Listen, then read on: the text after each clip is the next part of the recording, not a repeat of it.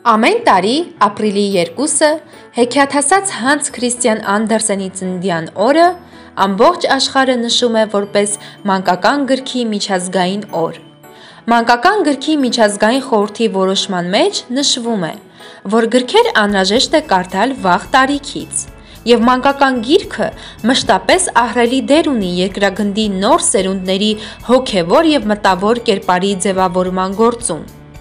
Մանկական գրքերի ստեղծման մեջ հատկապես մեծ ավանդ է ունեցել դանիացի հեքիաթագիր Հանս Քրիստիան Անդերսենը։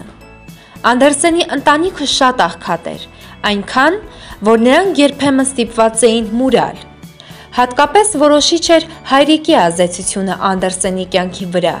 քանի որ նա մշակութային մարդ էր եւ մեծ հետաքրքրություն ուներ գրականության հանդեպ։ Անդերսենի հեքիաթների զարմանալի, անսովոր ու հրաշապատում նկարագրություններում անգամ երևում են իրական կյանքը, կենդանի մարդիկ եւ իրողություններ։